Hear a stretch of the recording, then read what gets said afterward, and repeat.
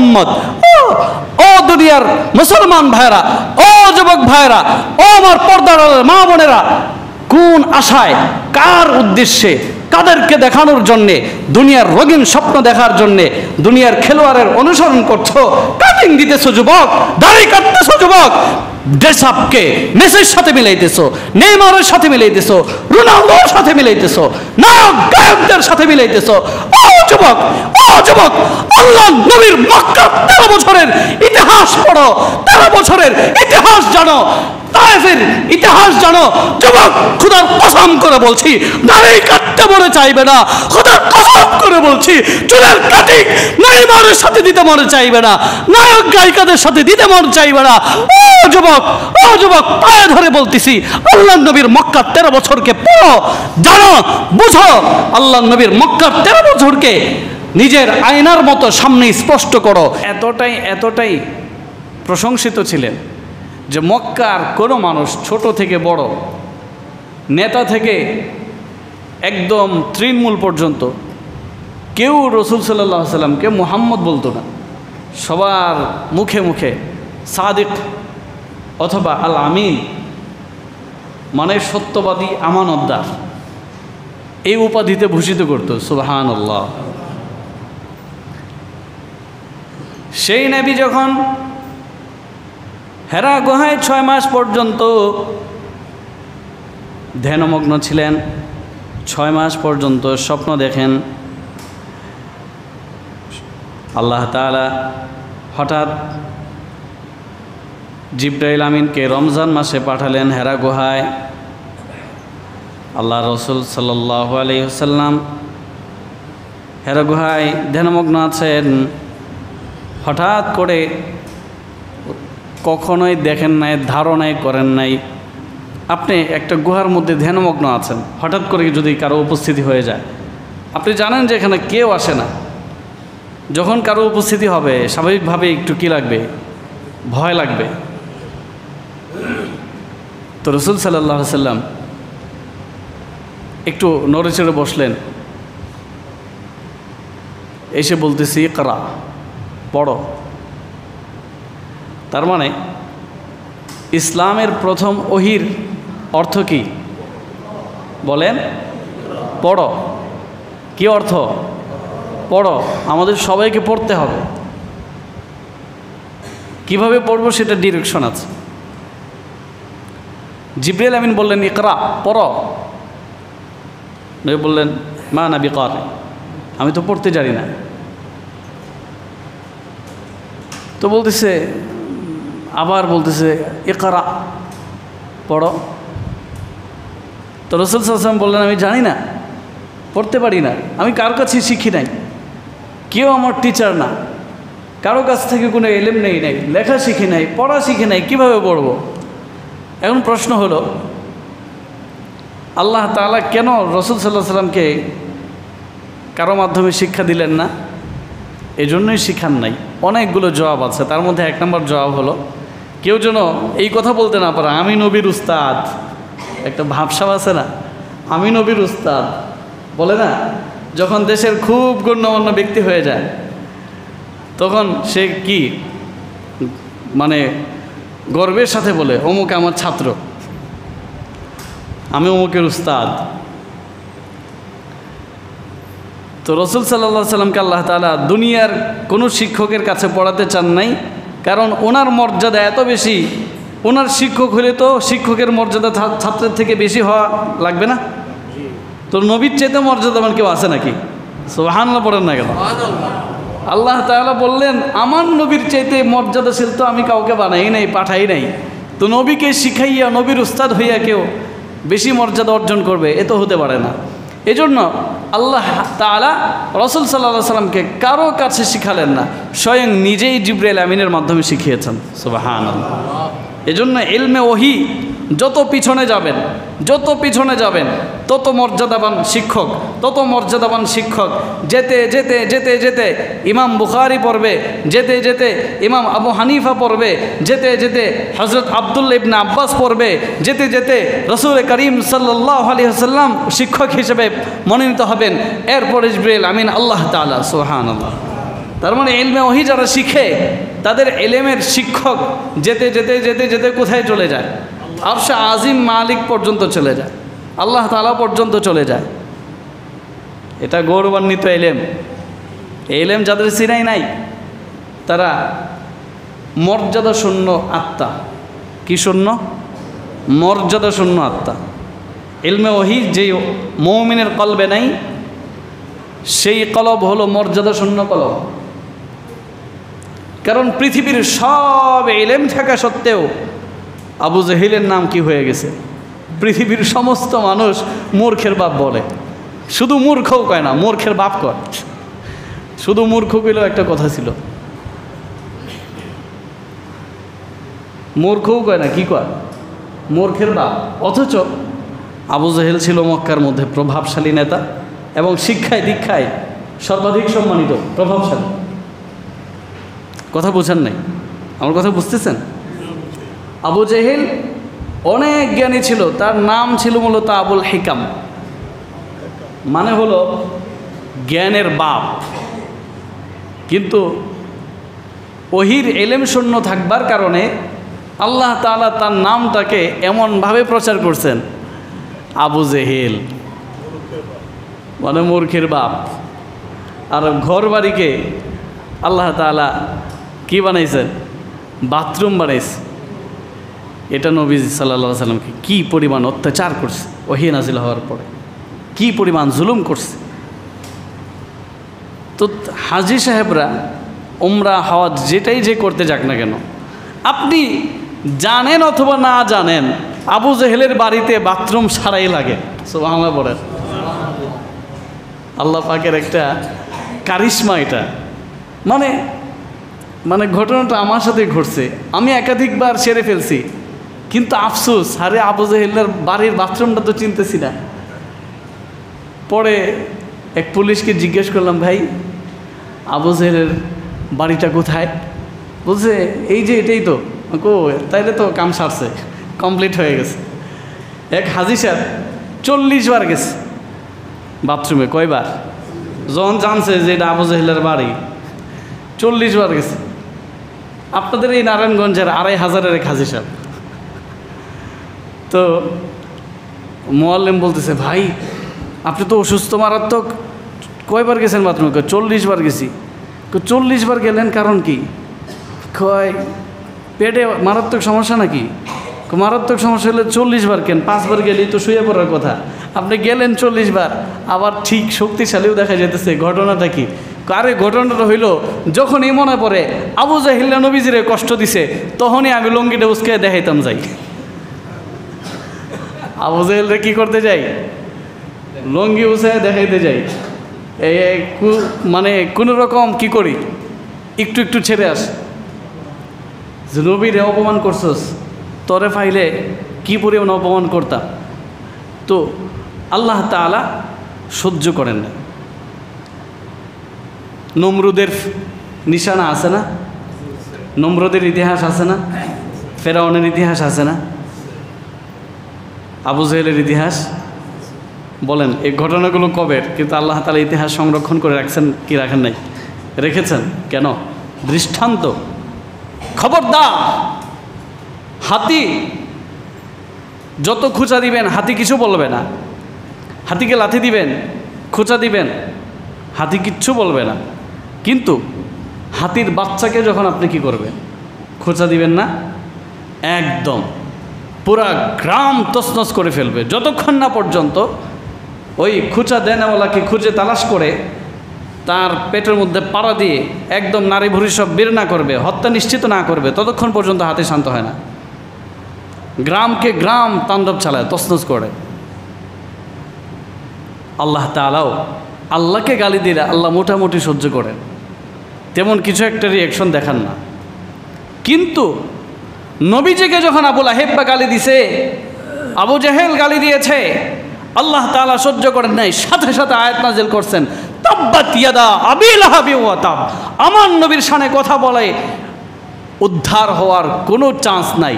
আমাকে গালি দিবা, অসুবিধা নাই, কিন্তু রাসূল সাল্লাল্লাহু আলাইহি সাল্লামের শানে কথা বলবি, জিহ্বা টেনে ছেড়ে ফেলা হবে।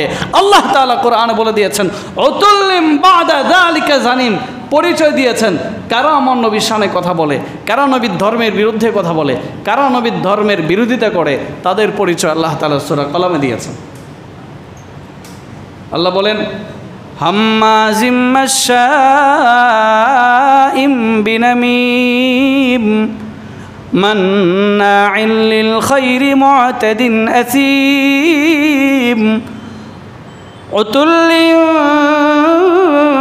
বা'দা যালিকা জানিম।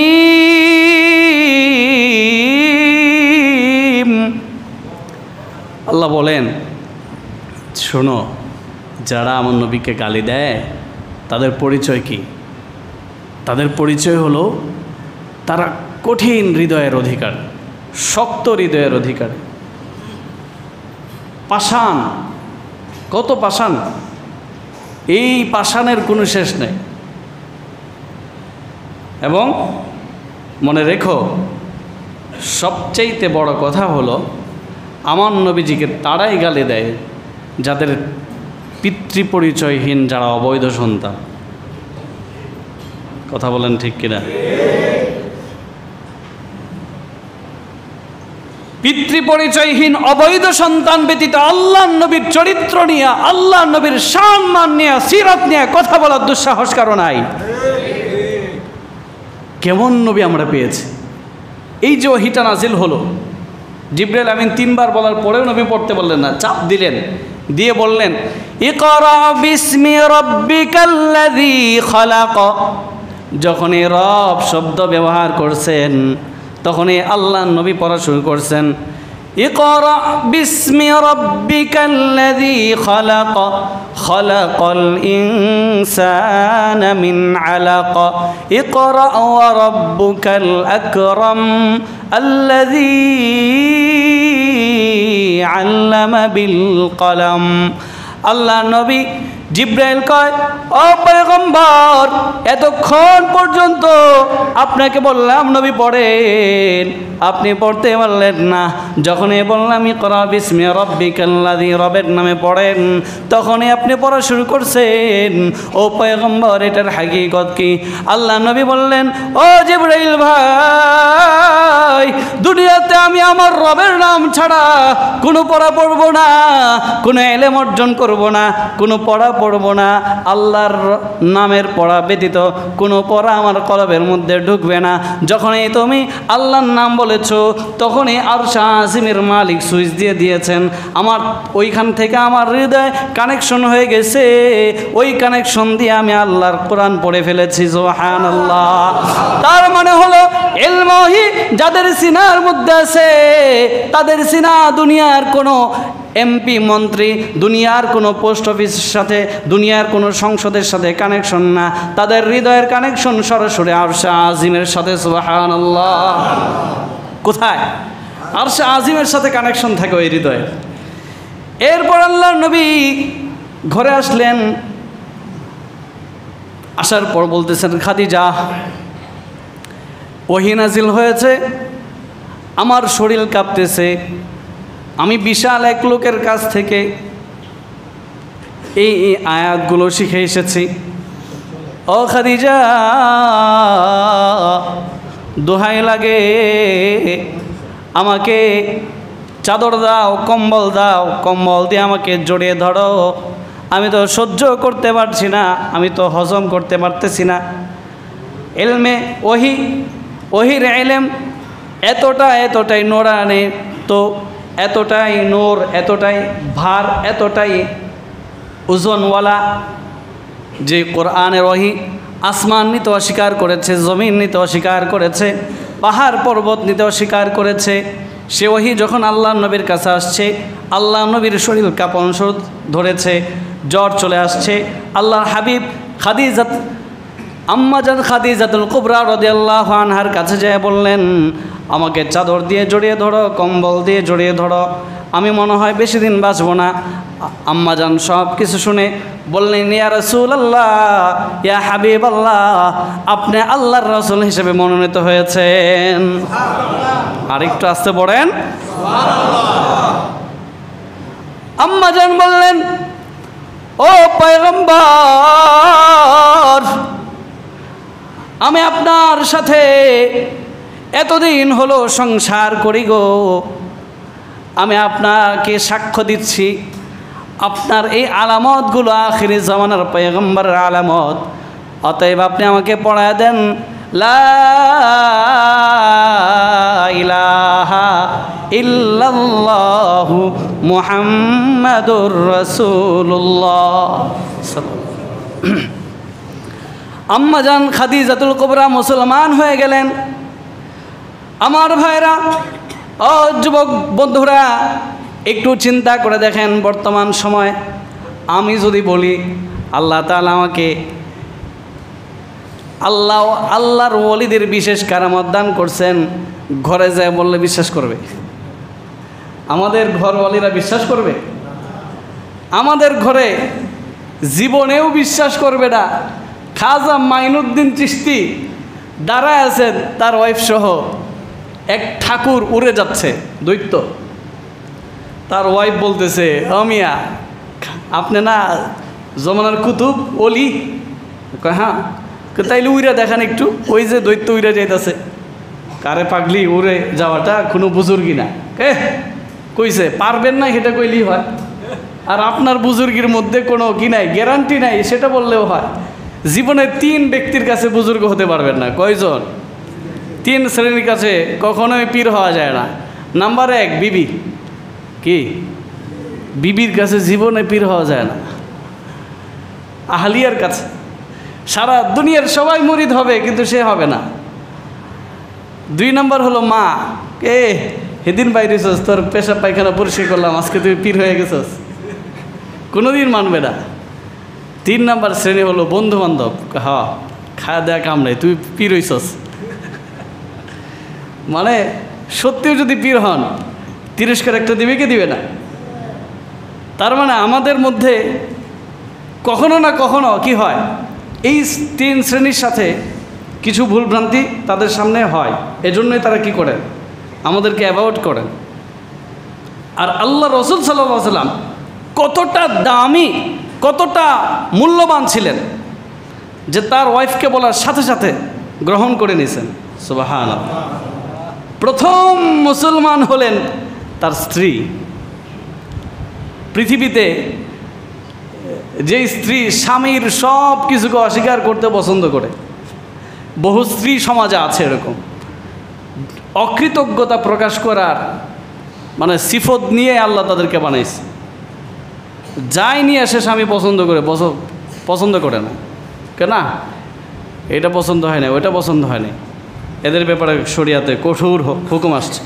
যাই হোক, সেটা অন্য টপিক। তো রাসূল সাল্লাল্লাহু আলাইহি ওয়াসাল্লাম প্রথম হাতে কালিমা পড়ে মুসলমান হলেন কে? নিজের স্ত্রী মুসলমান হয়েছেন।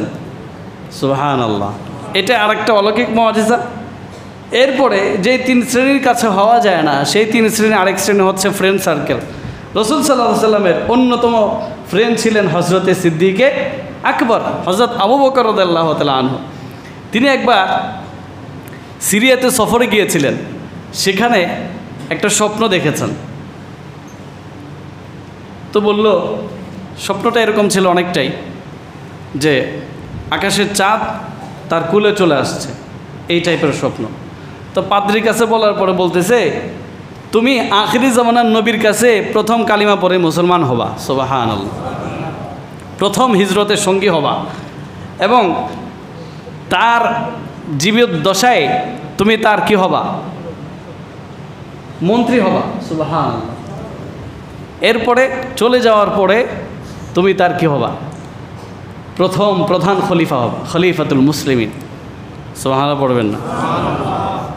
এরপর রাসূল সাল্লাল্লাহু আলাইহি ওয়াসাল্লাম সহ আরেকবার গিয়েছিলেন, তখনও এক রাহেক তিনি এই কথা বলেছিলেন যে তুমি এই তোমার সাথে যে লোকটা আছে উনি কে? বলছে মুহাম্মদ বিন আবদুল্লাহ। কয় না, উনি তো মুহাম্মদুর রাসূলুল্লাহ। কারে তুমি কেমনে বুঝলা?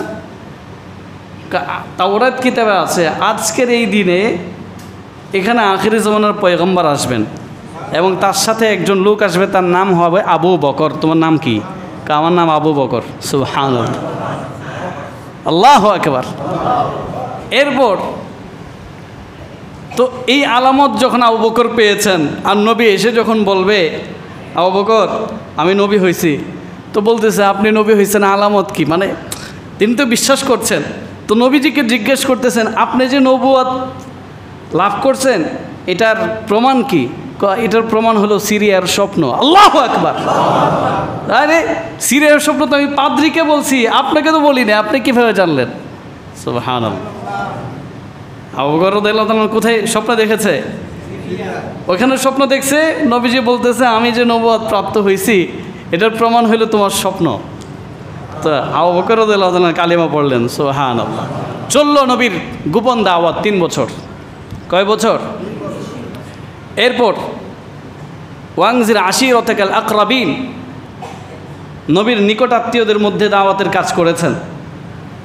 মোটামুটি ইসলামের ছায়াতলে এসেছে। পৃথিবীর সমস্ত মানুষের কষ্ট যদি এক পাল্লায় রাখা হয়, সমস্ত মানুষের দুঃখগুলো যদি এক পাল্লায় রাখা হয়, সমস্ত মানুষের অশান্তি যদি এক পাল্লায় রাখা হয়, সমস্ত মানুষ পৃথিবীতে আগমন করেছিল, করেছে, করবে, কিয়ামত পর্যন্ত যত মানুষ আসবে, যত মহিলা আসবে, পুরুষ আসবে, যত ধর্মীয় বিধর্মীয় মানুষ আসবে, সব মানুষের দুঃখ কষ্ট অশান্তি দুর্দশা যত রকম কষ্ট আছে সবগুলো এক পাল্লায়। আল্লাহর রসুলের মক্কার 13 বছরের কষ্ট, তায়েফের একদিনের কষ্ট, হেরা গুহার কষ্ট, সমস্ত কষ্টের এক ভাগ যদি আরেক পাল্লায় রাখা হয় আল্লাহর নবীর কষ্টের পাল্লা অনেক ভারী হবে।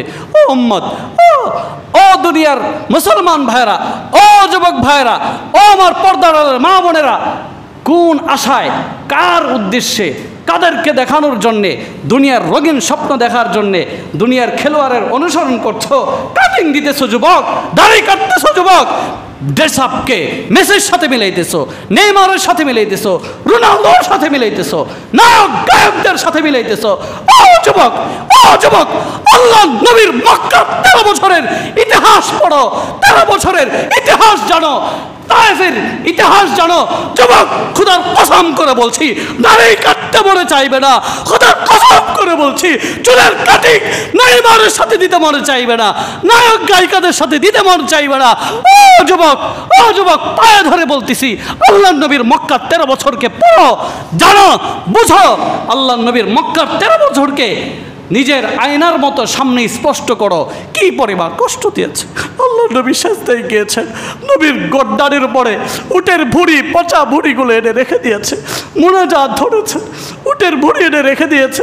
আল্লাহ নবী 3 বছর গাছের পাতা খেয়েছেন, চুলার মধ্যে রান্না হয় নাই, পেটে পাথর বেঁধেছেন।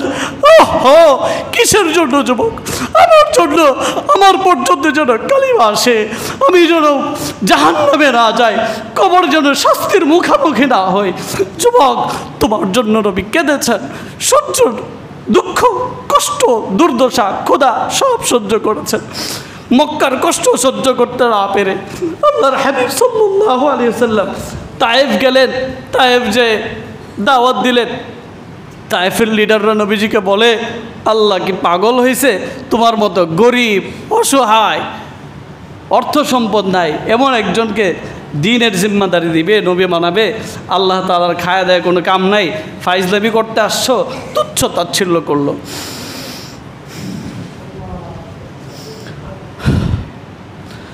হাজারো ব্যথা বেদনার পরে ফিরে আসনি তুমি আপন ঘরে, দিনের আলো তুমি ছড়িয়ে দিতে চলে গেলে মদিনায় মক্কা ছেড়ে।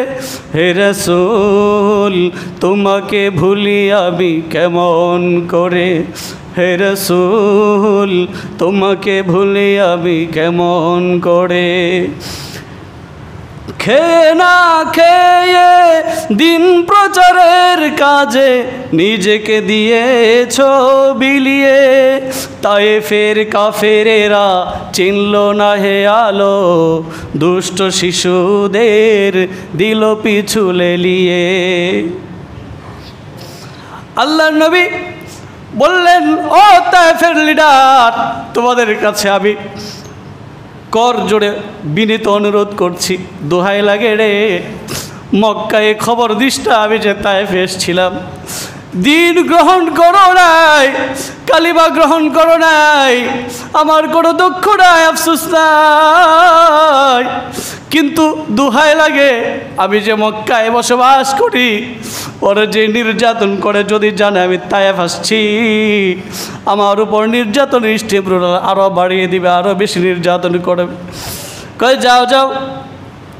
ওরা এই অনুরোধ তো মানলই না, বড় আল্লাহর নবী যখন রওনা করছে মক্কায় চলে আসবে, মক্কা থেকে প্রায় ৬০-৬৫ কিলোমিটার দূর তায়েফের পথ, কত উঁচু পাহাড়, কত উঁচু পাহাড়।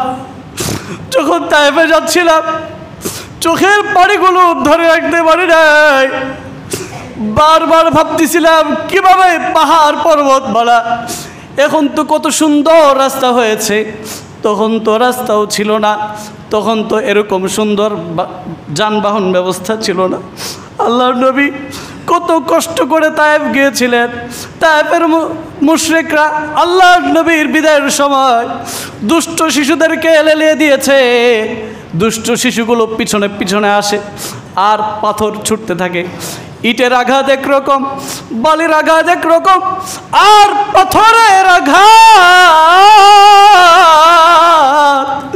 ওটা সহ্য করা যায় না। আম্মাজান সুখের দিনে একদিন আল্লাহর হাবিব সাল্লাল্লাহু আলাইহি ওয়াসাল্লাম গোসলের সময় পাশে ছিলেন। আম্মাজান আল্লাহর হাবিব যখন পানি ঢালতেছেন, আল্লাহর হাবিবের গালের মধ্যে, পিঠের মধ্যে ক্ষত ক্ষত দাগ দেখতেছেন। আম্মাজান বললেন, হাবিব, আপনার এই সুন্দর চেহারার ভিতরে এমন দাগগুলো কোত্থেকে এসেছে? আল্লাহর হাবিব চোখের পানি ছেড়ে দিয়ে বললেন, তায়েফ গিয়েছিলাম আল্লাহর দ্বীনের দাওয়াত দিতে, তায়েফবাসীর আঘাতগুলো এখনো আমার গালের মধ্যে চিহ্ন আছে। একবার দুইবার নয়, আল্লাহর নবী চলে আসতেছে, পিছন থেকে দুষ্ট শিশুগুলোকে বলে দিছে, পাগল যাইতেছে, পাগলকে পাথর মার। আল্লাহর নবীকে পাথর মারতেছে আর গালিগালাজ করতেছে শিশুগুলা। এবার আল্লাহর নবী একবার পড়ে গেলেন, পরে এসে নবীজিকে উঠায়, আবার নবী পড়ে গেলেন, আবার উঠায়, আবার নবী পড়ে গেলেন, আর উঠতে পারেন না, বেহুশ হয়ে গেছে। পায়ের চটিগুলা রক্তের জমাট বেঁধে পায়ের সঙ্গে লেগে গেছে। আল্লাহর হাবিব যখন পড়ে গেছেন, আসমানের সব ফেরেশতা আল্লাহর কাছে বলতেছে, আল্লাহ ও মালিক,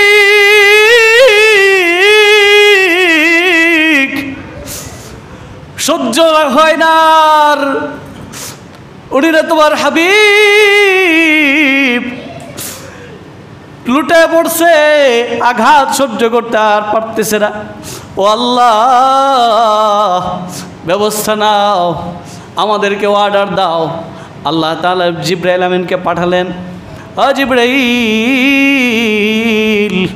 আমার বন্ধুর কাছে যাও, যা দেখো কি লাগবে, আর পাহাড়ের দায়িত্বরত 2 জন ফেরেশতা নিয়ে যাও, পাহাড়ের দায়িত্বে যে ফেরেশতাগুলো আছে নিয়োজিত, ওদেরকে নিয়ে যাও। আল্লাহর হাবিব বেহুশ অবস্থায় আছেন। এমন অবস্থায় তায়েফের বাসিন্দা হযরত আদ্দাস, তায়েফে যারা গিয়েছেন মসজিদ আদ্দাস আছে না নাই? ওই মসজিদে 2 রাকাত নামাজ আমরা পড়ি, ওই বাগানটা আজও আছে, রসুলের বেহুশ হওয়ার স্থানটা আজও আছে। আল্লাহর নবী সাল্লাল্লাহু আলাইহি সাল্লামকে যে পাথর মেরেছিল, সেই পাথরটা আজও আছে না নাই? সেই পাথরটা আজও কি আছে? ওই জায়গাতে একদম আটকে আছে। আল্লাহু আকবার। এবার আল্লাহর হাবিব হযরত আদ্দাস জুসের গ্লাস নিয়ে আসছে, বলতেছে, আদ্দাস তোমার নাম কি আদ্দাস? কয় হ্যাঁ আমি আদ্দাস। তোমার বাড়ি কি ইউনূস আলাইহিস সালামের বাড়ির সাথে? কয় হ্যাঁ। আপনি কীভাবে জানলেন? নবীদের খবর আরেক নবী জানে। সুবহানাল্লাহ। জুস খেলেন, জিব্রাইল এদিক দিয়ে বলতেছে নবী বলেন না পাহাড়ের দুইজন ফেরেশতা আছে, পাহাড়কে উল্টে দেওয়া হোক। আল্লাহ নবী করেন না হ্যাঁ হো জিব্রাইল, না ওরা আমাকে চিনে নাই, ওরা আমাকে বুঝে নাই, ওরা আমাকে জানে নাই। জিব্রাইল দোহাই লাগে এমন কাজ করিও না। আল্লাহ তাআলা আমি আশা রাখি ওদের মধ্য থেকে কালিমা পড়নেওয়ালা আসবে, ওদের সন্তানরা আসবে না। আমার রক্ত যে জমিনে পড়েছে ওই জমিন বৃথা যেতে পারে না। আল্লাহর নবীর রক্ত যেখানে পড়েছে সেই জমিন অপবিত্র থাকতে পারে না। পবিত্র রক্তের ছোঁয়ায় তায়েফ আজও ঠান্ডা আছে। আল্লাহু আকবার। পবিত্র রক্তের ছোঁয়ায় মদিনা আজও ঠান্ডা আছে, মক্কা আজও ঠান্ডা আছে, ওহদ আজও ঠান্ডা আছে। কতটা ঠান্ডা খোদার কসম করে বলি, শত দেশ ঘুরেছে এমন এক ভূমি, এমন এক টুরিস্ট, এমন এক ব্যক্তি, ভ্রমণ পিপাসু ব্যক্তি, সে বলতেছে আল্লাহর কসম করে বলতেছি ইংল্যান্ড গেলাম, আমেরিকা গেলাম, পৃথিবীর বহু রাষ্ট্রে গেলাম, আল্লাহু আকবার, মদিনার মতো শান্তি আমি কোথাও পাই নাই। ও আমার প্রিয় ভাইরা, আমি আজকের আলোচনা বেশি লম্বা করব না, আমরা সিরাত নিয়ে আলোচনা করব ইনশাআল্লাহ। তবে শিক্ষাটা কি? ওহো যুবক ভাইয়েরা, বাবাজির একটু মনোযোগ দিয়ে শুনেন। আমার 2-1 মিনিট কথা এজন্য বলতে হবে, এই সাবজেক্ট বাদ দিয়ে অন্য সাবজেক্টে এখন চলে আসতেছে। এই যে রাসূল সাল্লাল্লাহু আলাইহি ওয়াসাল্লাম এতটা কষ্ট করলেন কেন? আমি যেন অন্যের অনুসারী হই। কার অনুসারী? যাদের অনুসরণ করলে তারা জীবনে আমাকে চিনেই না, জানেই না, তাদের অনুসরণ করছে। এই যে দুর্গা কি কি কি পূজা আসতেছে না, পূজা আসতেছে না, নামটা না বলাই ভালো। মুশরিকদের কোনো উৎসবের নাম মোমেন মুখে উচ্চারণ না করাও ভালো। বাকি আপনাদেরকে সতর্ক করার জন্য তো আমাকে বলতে হচ্ছে, তো যেহেতু বুঝেই গেছেন তাহলে এবার শুনুন। ধর্ম যার যার, উৎসব সবার। এই কুফরি স্লোগান চলবে? চলবে? চাকরি যার যার, বেতন সবার, এটা ঠিক? ও মা, এটা ঠিক নাকি? ওইটা ঠিক তো, এটা ঠিক, এটা ঠিক হইল কেমন? যদি ওইটা ঠিক হয় তাহলে এটাও ঠিক। ব্যবসা যার যার, লভ্যাংশ সবার, এটা ঠিক? বাড়ি যার যার, ভোগ করবে সবাই, এটা ঠিক? এখানে সব বেঠিক, স্বার্থের বেলায় সব বেঠিক। তাহলে ধর্ম যার যার, উৎসব তার তার। আমার কুরবানিতে তাদেরকে পাওয়া যায় না, আমার রোজাতে তাদেরকে পাওয়া যায় না, আমার ইফতারিতে তাদেরকে পাওয়া যায় না, আমার ধর্মীয় কোনো অনুষ্ঠানে তাদেরকে আনা যায় না, পাওয়া যায় না। অতএব কোনো মুমিন, ইমানওয়ালা, কালিমার ধারক বাহক কোনো মুসলমান সন্তান কুফফারদের শিরকি, বিদআতি, শিরকি, মুশরিকি পূজা, উৎসব নামের শিরকিতে লিপ্ত হতে পারে না। জেনে বুঝেও যদি যান, ইমান থাকবে না। তো আমি তো জানিয়ে দিলাম সেটা সম্পূর্ণ কুফরি। কতটা কুফরি এর বর্ণনা করতে গেলে তো অনেক সময় দরকার। এজন্য ধর্ম যার যার, উৎসব তার তার, ঠিক? তাদেরকে আমরা নিরাপত্তা দিব, তাদেরকে তাদের অনুষ্ঠান আচার করার জন্য যত সহযোগিতা লাগে সেটা আমাদের বাংলাদেশ গভর্নমেন্ট করবেন। কিন্তু আমি উপস্থিত হব না। আমি কি হব না? আমি উপস্থিত হব না। আমি যদি উপস্থিত হই তাহলে আমি শিরকির সাথে মিশে গেলাম। এজন্য প্রিয় ভাইয়েরা, কোনো স্বার্থেই কুফফারের সাথে মিশা যাবে না।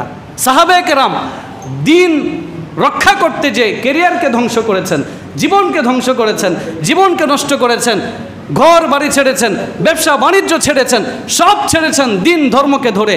আর আমরা সব কিছু ধরি, মাঝে মাঝে দিন ধর্ম মানি। আমাদের হালত হচ্ছে এটা। আল্লাহ তাআলা আমাদেরকে বোঝার তৌফিক দান করুক। আমিন। ওয়া আখিরু দাওয়ানা আলহামদুলিল্লাহি রাব্বিল আলামিন।